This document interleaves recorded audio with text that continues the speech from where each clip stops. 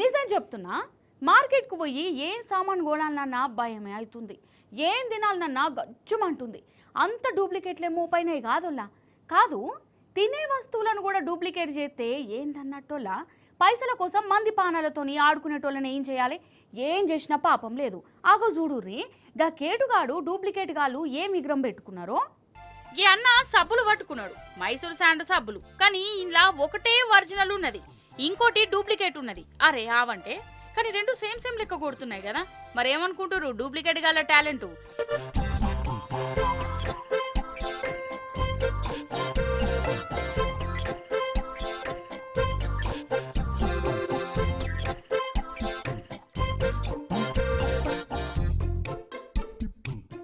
ఇక కొబ్బరి నూనె సంగతి చూడుర్రి, ఇలా ఒరిజినల్ ఏదో డూప్లికేట్ ఏందో మీరే ఏర్పాటు చేయరు వల్ల. ఏది పెద్దన్నా మంచిగా చూయించు. అస్సలు ఏర్పాటు చేయలేరు కదా. ఇగో ఇటుది డూప్లికేటు. ఎంటికలు మంచిగా పెరుగుతాయని ఈ నూనె వాడితే బోడిగుండవుడు ఖాయం. చాలా మందికి గట్లనే అవుతుందట.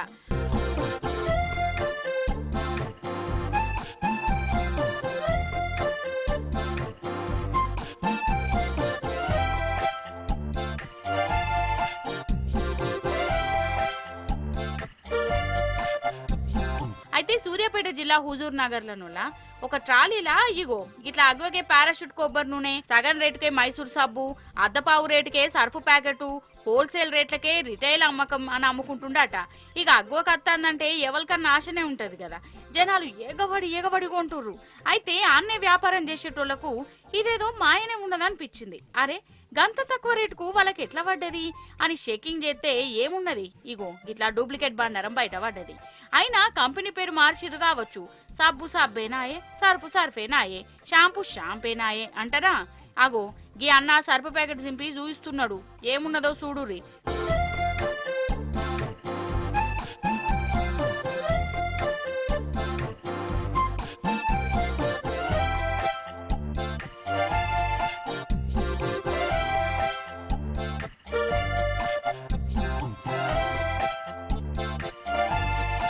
చాలా రేట్లు తక్కువ రేట్లకి అతను అమ్ముతున్నాడు.